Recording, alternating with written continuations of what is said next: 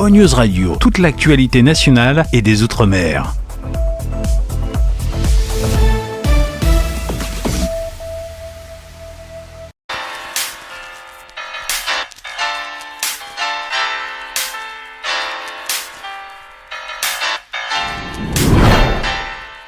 RL Location Automobile. Pour toutes vos locations de voitures et utilitaires en Guadeloupe, faites appel à RL Location Automobile. Avec RL Location Automobile, réservez en toute tranquillité 7 jours sur 7, 24 heures sur 24. RL Location vous propose une large gamme de voitures et d'utilitaires au meilleur prix sur le site internet www.rl-location.com. RL Location, c'est aussi l'assistance et la livraison. Pour tout renseignement, contactez-nous au 0590 10 66 87. RL Location Automobile, la location en toute simplicité. Réunion Actualité. Bonjour à tous. La loi immigration adoptée au Parlement mardi soir, sujet débattu dans le baromètre. Nous y reviendrons. Nous entendrons également la position de Stéphane Foissin. Lui a voté pour. Le Covid, invité surprise des fêtes. L'ARS appelle à la prudence. Le nombre de cas est en augmentation. Dans ce journal, nous reviendrons également sur le déluge qui s'est abattu dans le sud hier. Témoignage à suivre. La météo, une matinée sèche et chaude nous attend. Prévision en fin de journal. Mais avant de débuter ce journal, le témoignage de l'attente d'un des pompistes de la station Vito à la Possession. Je vous rappelle que c'était mardi matin. Cet accident spectaculaire, 5 personnes ont été blessées. Un véhicule est arrivé en trombe dans la station. Il a percuté une pompe à essence. 5 personnes blessées donc et d'autres personnes qui se trouvaient à la station l'ont échappé belle, dont le neveu de Mimose, cette auditrice que vous allez entendre. Lui travaille à la station et quand il a vu la voiture arriver en trombe, il a couru, il a trouvé refuge dans la station, c'était -1. Sa tante raconte, encore sous le choc. Ma soeur m'a dit, t'as entendu accident Vito là? Et comme j'ai mon fils qui travaille là-bas, j'ai mon neveu qui travaille là-bas, si mon neveu n'aurait pas sorti là, aller dans le boutique Vito, il aurait blessé mon neveu. Et comme ma soeur, il a un enfant déjà décédé, c'est vers N. On raconte dans quel état nous t'es élevé. Et vous connaissez, dans ma tête même là, je n'ai même pas dormi hier soir. Je t'imagine que ça dans ma tête. Je me dis, terre, elle m'a avait la chance. On raconte, si tu ne vas pas dans la boutique Vito, en sortant là, parce que ça a été ailé, hein. Il aurait rabattu mon neveu, et ça nous était ailé là, je ne connais pas. Je ne peux pas dire. Il avait une chance, Dieu l'a protégé beaucoup. Et merci Seigneur. Et me dit encore merci beaucoup. Et les vivants. On l'a appris mardi soir, le projet de loi immigration a été adopté au Parlement, texte qui divise dans tout le pays, également ici à La Réunion. Stéphane Foissin, sénateur de la majorité présidentielle, a voté pour le texte. Stéphane Foissin, invité de Charles Lhuillier hier dans le face-à-face, il s'explique. On voit les résultats qu'on a eu à La Réunion aux élections présidentielles avec Marine Le Pen en tête, ça veut dire qu'il y a une attente. Et il y a une attente de notre population. C'était difficile, un accouchement difficile, et cette loi est passée au Sénat, a été votée, et maintenant nous pouvons l'appliquer. L'immigration, oui, mais il faut que cette immigration puisse vivre correctement sur notre territoire et normalement. Les étrangers délinquants, on ne peut pas les garder sur notre territoire. Il n'y a pas de RNisation de quelconque. Il y a une réalité de terrain, il y a une réalité en métropole, mais même ici à La Réunion.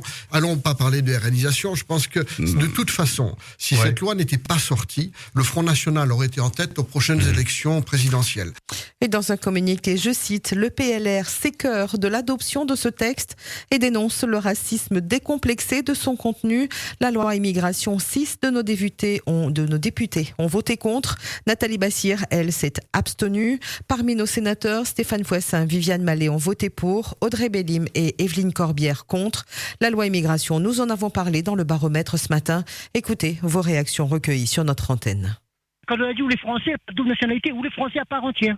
Et ils respectent la loi dans toutes ses règles, dans toutes ses formes. Regarde par exemple les guerres qui se passent dans le monde en ce moment. On a une double nationalité, là ils disent comme ça, bon ben, ou les Français, ils demandent est-ce que vous devez aller faire votre pays, aller faire la guerre, et après pour rapatrier les autres en France, ben, c'est pas bon. Ça fait des lustres que chaque gouvernement qui passe n'a pu voter une loi contre l'immigration, contre toutes ces choses-là. Voter et mettre en application, c'est des choses différentes.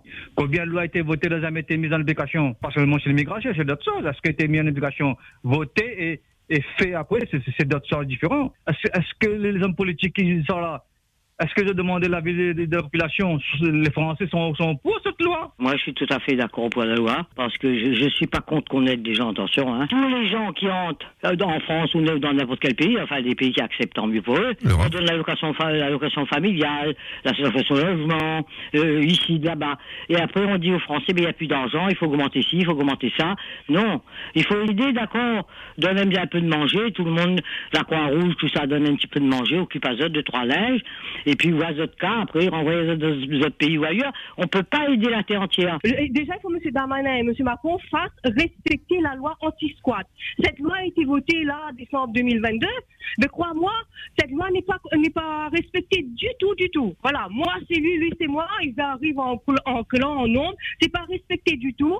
Et les bailleurs sociaux sont pour quelque chose là-dedans. Déjà, on fait respecter la loi anti-squat. Et après, là, on fait cette loi immigration. Moi, je suis contre cette loi immigration. Ben, nous ne pouvons pas le passer, peut-être deux autres pays, peut-être, là, on a des problèmes avec justice, tout ça comme érage, tout arrive, écoute, il n'est pas contrôlé, donc on ne va pas accepter tous les migrants quand même. Et le débat reste ouvert sur le sujet. Vous pouvez continuer à réagir dans notre libre antenne 02 62 99 12 00, le numéro de la libre antenne sur Freedom. Le taux de positivité pour le Covid est passé de 9 à 33% entre fin octobre et début décembre sur notre île. Aux urgences, les consultations pour le Covid sont en hausse et s'accentuent depuis 4 semaines. Le nombre de passages aux urgences pour motif de Covid-19 continue d'augmenter. 75 passages début décembre. Dans ce contexte, l'ARS recommande vivement d'éviter les embrassades, de mettre à disposition du gel hydroalcoolique, d'espacer les tables et d'aérer la pièce, et ce, dans le but de passer de bonnes fêtes de fin d'année. Routes inondées, maisons devenues piscines, le sud sous les eaux hier. La région a été placée en vigilance jaune, forte pluie. Vous avez été nombreux en direct à décrire un temps proche d'un cyclone.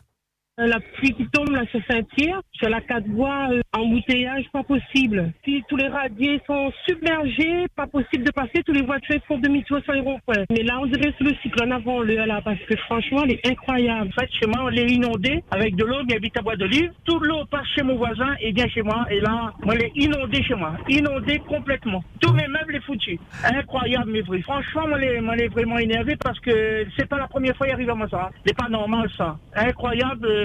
Même tous mes voisins d'hier les inondés. Hein. C'est incroyable. Même partant de cyclone, ça fait 28 ans que je suis là. J'ai jamais vu ça. Jamais j'ai vu ça. C'est incroyable. On est inondé dans notre couloir et tout, on ne peut plus passer. Tout s'est inondé et tout. On ne peut pas rentrer. C'est en train de monter là. La pluie, ça tombe beaucoup là.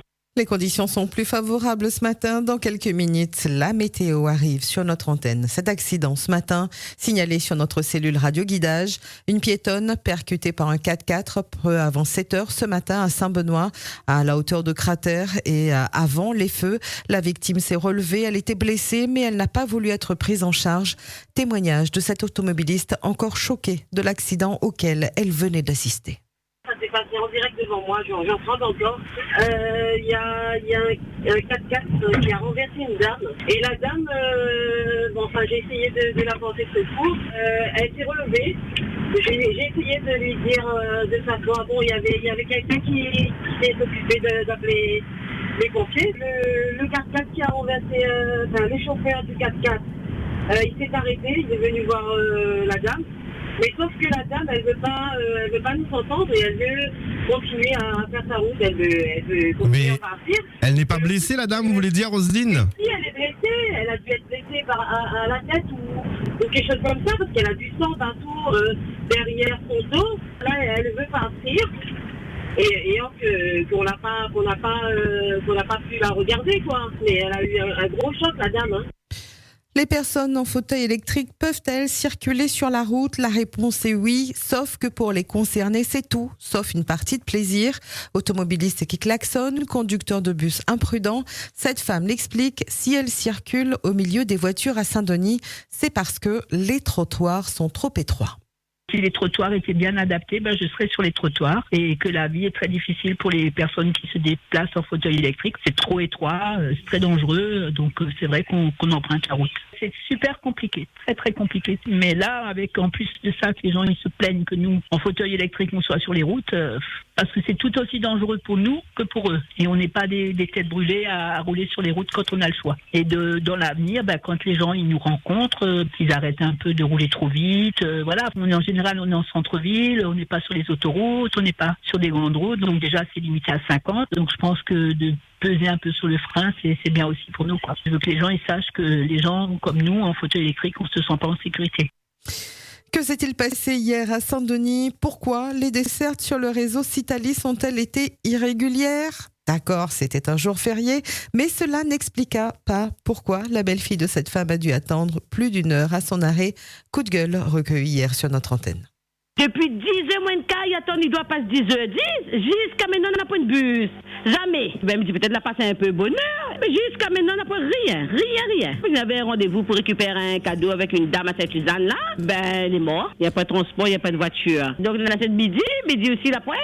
Ben, il y a un problème. Après l'accident, rien par là. Parce qu'il n'a même pas affiché non plus. On regarde sur le site tout ça. C'est les horaires normales, le dimanche et jour férié, quoi. Ben, là, il n'y a pas rien. Pas de bus pour prévenir les gens. O-News Radio sur outremernews.fr.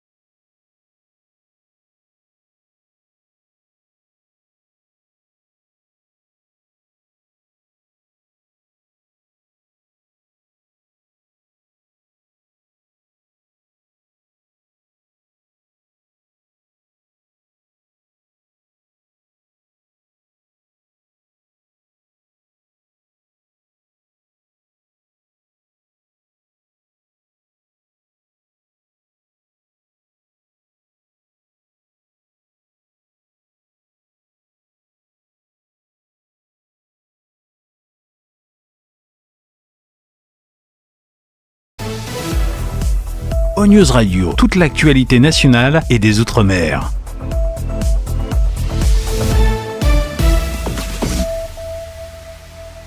Joyeux Noël!